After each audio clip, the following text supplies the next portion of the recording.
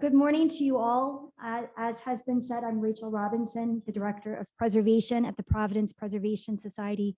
We certainly appreciate Allison and Frampton and the rest of HDC for this invitation to be with you this morning. Who in the room has been to Providence, Rhode Island before? Good. Well, I can attest it's a comfortable 3.5-hour train journey from our SOM train station now to Moynihan Train Hall. So I hope you'll come up and visit us. I'll inspire you to take a look at some of our buildings. We refer to ourselves as PPS, so I'll be saying PPS rather than Providence Preservation Society. We were founded in 1956, so not as early as some of the initial grassroots efforts in the 1930s in Charleston and New Orleans. But in the 1950s, Providence really was a hotbed of preservation activity with institutional spread on College Hill, which has 2 colleges, RISD and Brown University, and with federal programs such as urban renewal and buildings of interstates. We thank our founders, the ABCD founders, that's Betty Allen, John Nicholas Brown of the Brown family, Happy Chase, and Antoinette Downing. And just a word about Antoinette, if that's not a name you're familiar with. She's roughly a contemporary of Jane Jacobs. And while they were very different people and had different backgrounds and different MOs, they continue to inspire us, and they put so many things in motion that we're still working with in the preservation movement. This included the College Hill study of 1959. So this was an effort. They raised money locally. They worked with what would become HUD and our new City Plan Commission in Providence to do this really thorough and groundbreaking study of urban renewal, but also how preservation could be a part of that, how you can weave in the historic fabric of our small but very densely historic city into urban renewal. And in reading it today, it's not a perfect document from our lens, but it really makes for an interesting read. We've got a scan of it on our website, so I invite you to look at that if you would like. And then by 1960, they had set up the Historic District Commission. So that's our version of PLC, and the first historic district, local, is the College Hill District, which is the east side of Providence, on the east side of the Providence River, and still our largest local historic district. So our offices are on College Hill. We own 2 buildings, 2 18th century buildings. The 1772 Shakespeare's Head, which was originally a residence and a print shop, and then our old brick schoolhouse of 1769, which I have a picture of in a moment. We always begin our programs with the acknowledgement that our office and our buildings are located on the ancestral and unceded lands of the Narragansett and Wampanoag people and nations. This acknowledgement reminds us of the significance of place, the continued existence of Indigenous people, and PPS's commitment to building respectful relationships with those who call those lands home today. All right, so since many of you have been to Providence, our types of buildings might look familiar to you. Center right, we have a building in the Jewelry District, just south of downtown, and center left, our TripleDeckers. I'll leave it to you to figure out why they're called TripleDeckers. Providence was founded in 1636 by that nut for religious freedom, Roger Williams, once he was kicked out of the Massachusetts Bay Colony. We are miles away from the beginning of the Industrial Revolution in the United States of America. And that was at Slater Mill in Pawtucket, Rhode Island, in the 1790s. So this began with automated cotton production, our American Industrial Revolution. That continued in Providence with Fruit of the Loom, for example, and then also incorporated jewelry manufacturing and silver production, including the Gorham building, the Gorham Manufacturing Company. They had a building at 390 Fifth Avenue that survives and was a McKinley and White building. So here, this is the type of building stock we're working with. Our manufacturing has largely dissipated, although it does still exist in small pockets. And there's a great housing need, as there is anywhere. And it was interesting to hear the council person speak about the trickle-down effect, because we certainly do not see evidence of that happening in Providence. I am often surprised, and anecdotally, I was surprised by two close friends of mine in Providence who told me that their buildings weren't historic. And they both live on the east side. They both have 1930s buildings. One is a lovely Tudor revival in a former streetcar suburb. The other is an important early Bauhaus-inspired New England brick residence. And I thought, why? You're telling me, your friend, a preservationist, that your building isn't historic. Why is that? And I think there's this overwhelming misperception, particularly in Providence, that a building has to be colonial or Victorian to be considered historic. That's simply not true. We do have a lot of colonial buildings and Victorian buildings that survive, but just by doing the math, 1970 was 50 years ago. So if we're only using the 50-year rule as a first tool, then you can see that most of our building stock could be considered eligible for historical, architectural, or cultural significance, just with that measure of 50 years. All right, so that's a little bit to get us into why I was asked to speak, which is about our strategic plan. And in so many ways, this is just the beginning of our story. So I'm pleased to share with you, to be here to kind of whet your appetites for how we've begun the process and have found ourselves fully committed to what we've laid out in print. Since 1956, PPS has played an important role in the preservation and revitalization of the city. We have innovated the practice of historic preservation, establishing a reputation as a national thought leader in our field. Upon our founding, we piloted a model for urban renewal that included historic preservation as a core tenet, a revolutionary concept at the time. And this is the College Hill study. Later in 1980, we launched the Providence Revolving Fund to help revitalize neighborhoods using real estate finance tools, and it became one of the most admired revolving funds in the country. It spun off to be a separate organization, but continues to do great work. Today, however, we and our preservation colleagues nationwide struggle to demonstrate relevance to a broader audience. So our challenge is facing preservation in the 21st century. We now have a long, 60+ history year and track record, but what do we do in the year 2020?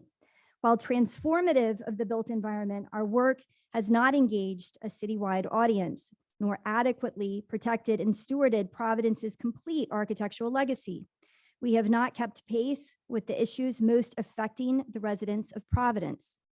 Recognizing this and believing that historic preservation has a role to play in addressing a range of contemporary challenges, we set about to develop a strategic vision that will engage the broader community of people who care about preservation, who care about thoughtful planning and design, vibrant and healthy and safe neighborhoods, and affordable quality housing.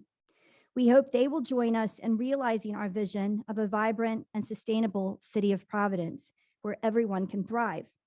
PPS believes this plan embodies our founders' hopes for Providence and is forward-looking in a way that those thinkers and innovators, as well as subsequent leadership through the decades, would champion. We hope you agree. So, the plan, the strategic plan. And I must admit that normally or previously serving on staff or boards, I'm the kind of person who would roll my eyes when you mention strategic plan. I would just think, great, let's go through this little exercise. We all know this is going to end up in a binder in the bottom of a file cabinet. But I think just the mix of things going on nationally and the different type of time we've been in the last 2 years working from home, working remotely. There was just some sort of magic in the air, and we committed ourselves to this work and this internal scrutiny, and really are believe in the product and the outcome. We began our strategic planning process in the fall of 2020, and were deeply moved by then current events, which we felt permanently changed cultural perspectives in society. The global pandemic and the summer of racial reckoning underscored our nation's legacy of systematic racism and injustice. It inspired PBS to consider our own culpability in this legacy and to commit to addressing it in a real and meaningful way. The planning process included a number of activities and internal assessments. It began with an anti-racism training workshop conducted by Rhode Island for Community and Justice. This was followed by an audit of latent racism in several of the organization's projects and programs, a community survey, a series of in-depth interviews with external stakeholders, and those were both our sister organizations with whom we work very closely, and organizations and individuals who don't even know who PPS is. And finally, an internal review of the organization's assets and capabilities. And we went through and were able to figure out our strengths, weaknesses, opportunities, and threats.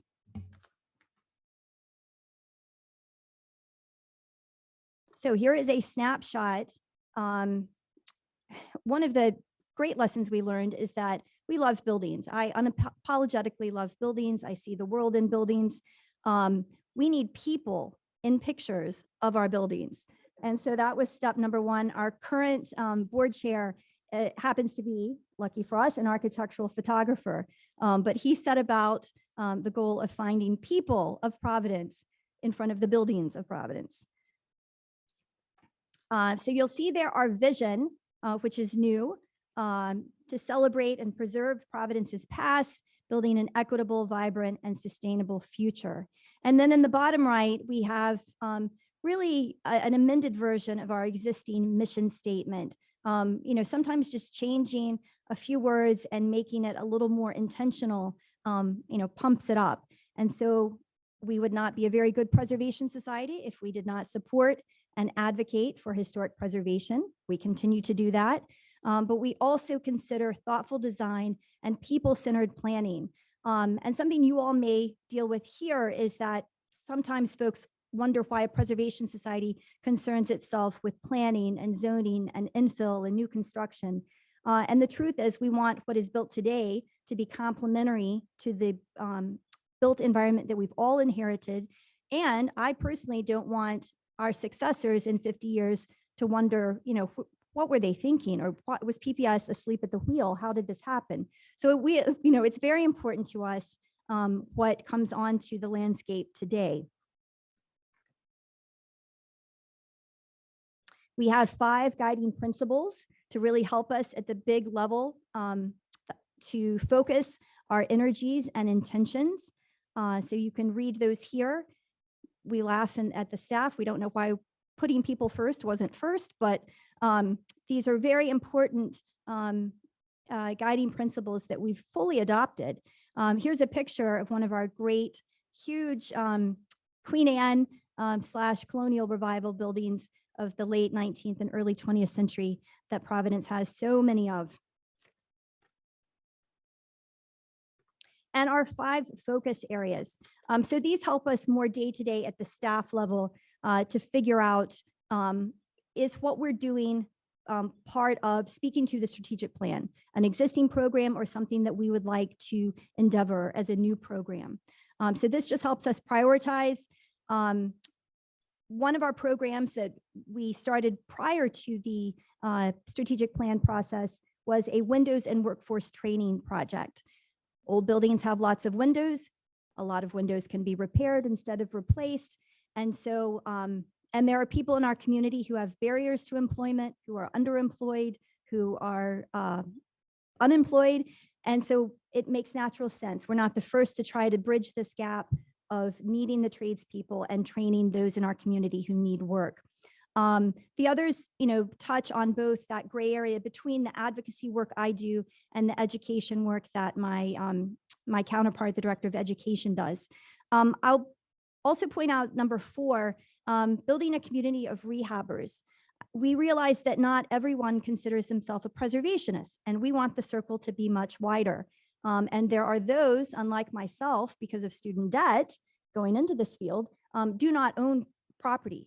But property owners, homeowners, understand buildings in ways that we, scholars and practitioners do not. And so we want them to recognize themselves as preservationists. We're also working intently on daylighting the Black history and heritage of College Hill. College Hill is the most documented part and oldest part of post-English settlement Providence, but that's through one very thin lens and does not include those of descendants of the African diaspora. And so we're trying to see what our role in and responsibility is in daylighting that history. So finally, just some images to wrap up here. This is the back of our building. On the left, the old brick schoolhouse, where our headquarters have been for many, many decades now. We embarked upon a capital campaign prior to the strategic plan, prior to the pandemic, to accomplish 2 major goals. That was to reinstitute the director of education position, and we're so fortunate to have Kelsey Mullen in that role. And the other was to make some improvement to our building. Minor cosmetic on the inside, just to make it a more comfortable 21st century office building. And then hopefully adding this discreet and attractive addition on the back so that we have an elevator access to our second floor. Our first floor is largely the old school rooms, largely open office plan. And the second floor is a great big room where we want to invite the community in so we can educate them, so that we can share the space that we're fortunate to have. And I will just note, not the building behind it, which is a RISD building, but the building across the street is the old State House where our SHPO is located. So they have signed off. They will be looking at this addition. So we think everyone's happy with it. On the images on the right, we have at the top, again, we've just really embraced windows because they are the issue for us when it comes to preservation at so many levels. This is a rehabbers workshop for property owners. And at the bottom, I think that's our second cohort of the window and workforce training program. What you can't see is the tip top of our lightning splitter houses, which are native to Rhode Island. But one word, windows. If you want to get people excited and engaged, some of our homeowners and students have just gone, we've started an addiction. They love knowing how, having the skill and being able to use it, and there will be no shortage of work for them. So that's all I have. I do invite you to, we've got a lot of information on our website, both historical and up to date. We're on Twitter, Instagram, and Facebook. Please come visit us, and I'd be happy to answer any questions you might have.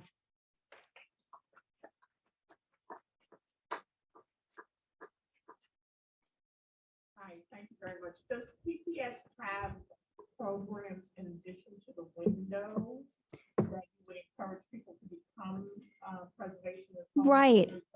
So between, it's kind of the amateur property owners, and we are cognizant that not everyone owns a house. Most of the staff, including myself, does not own a house. So we do try to include renters in our thinking and planning. So there's that level that's more casual one-off events. And then there's this training program. We've started with windows just to make it manageable. Fortunately, our congressional delegation is 4 people, 2 senators and 2 congressmen. They all, believe in preservation. And we just got a Senate grant to really help us continue this work. It takes money. That's really all it takes. We now have the foundation to do the program. We've had a coordinator, to create this program and now maintain it. It just takes money. But labor is a good way to get money and to help the preservation effort.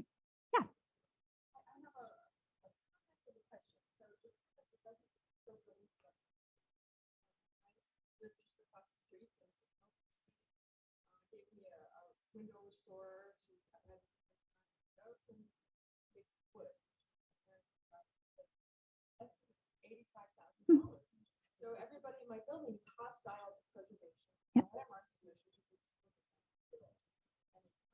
it's not enough places to get lower the price. So Yeah. great. Yeah, and it's a great way to collaborate with other groups. We've been, for the window and workshop training, we've collaborated with Dorcas International. We can't do it all on our own. Our skill set is architectural history and historic preservation. And so it's a great way to get some government funding and to collaborate with other organizations in the city. Yeah. So my question is, I noticed the TripleDeckers, Mhm. and my impression is that this was out the Northeast. Yeah.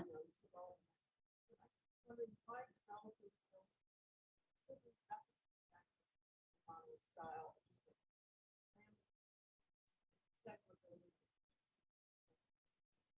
So Yeah. is there a resistance to dialogue with developers? Right. I mean, it certainly is established in Southern New England that it's basically 3 flats. I live in one, it just doesn't have decks on the front, but it's basically a 2.5-story building with 3 flats. And so many of them were used by multi-generational families, not just individual, 3 young professionals today, but it's a lot of community and housing under one roof. And we have that track record that it works, and there's more of a need now and an acceptance for multi-generational family units. I think it's just a matter of where there's room to build and what the zoning now allows. But there are some examples, and then you get in, egress issues. It's hard to do that 3 flats rather than 2 doors.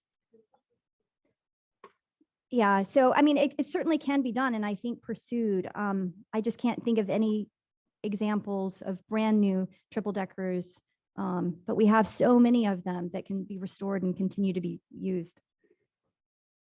Are we okay? Okay on time? Okay, I saw your hand.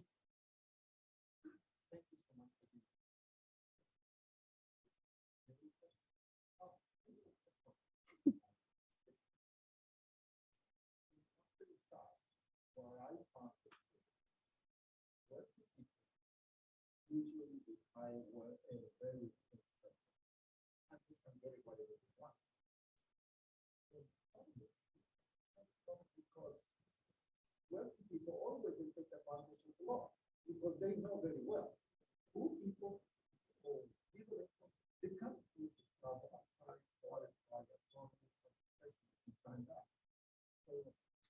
while the majority preserve, the few ones always will get away with whatever they want. We have discussed the problem 1 and 2. How is the issue of the window system, which is good? Because when the window system doesn't provide the material to use, but have you ever thought to go deeper in that? So one of the control of the ability to increase the load and more expensive. Sure, thanks. Thanks so much for that.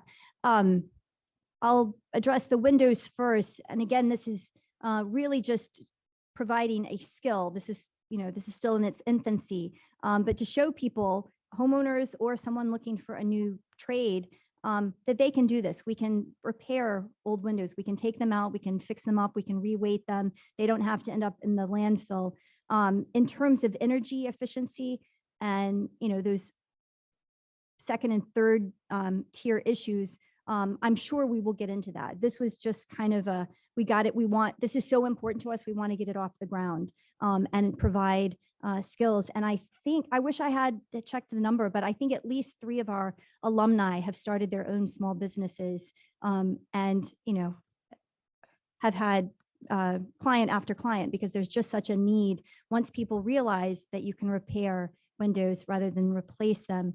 I think one of the biggest issues we have in terms of preservation in Providence is what I'm not a native New Englander or Rhode Islander, but a dismally low number of local historic districts.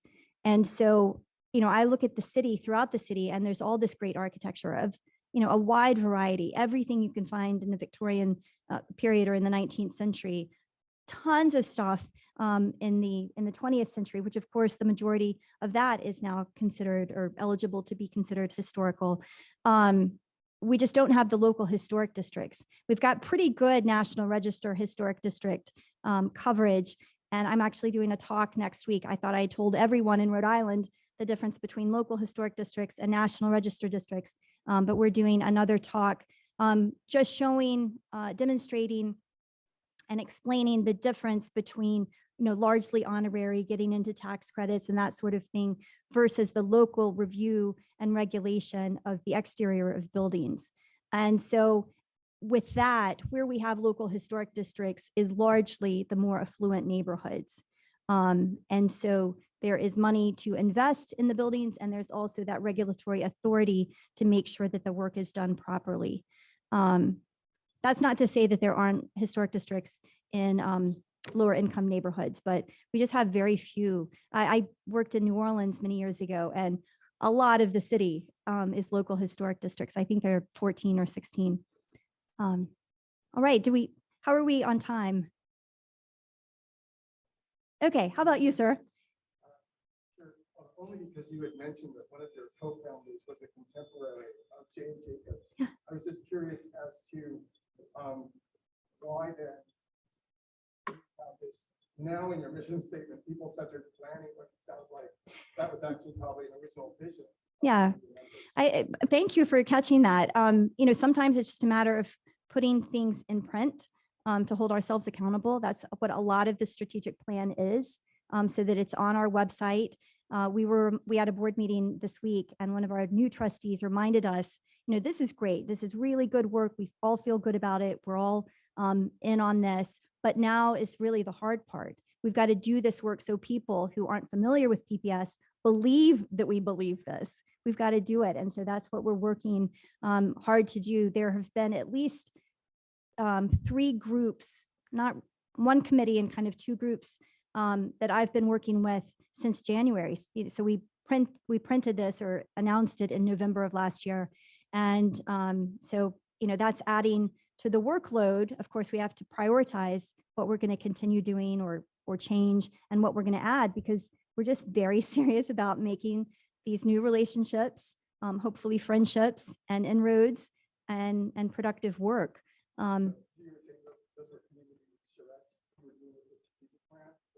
No, this is just the work as a result of the strategic plan, just being more strategic about who we're spending time with and what we're working on, trying to step back a little bit from review. I do attend all the public hearings related to the built environment, but trying to trust the HDC, which is our Historic District Commission, not you all.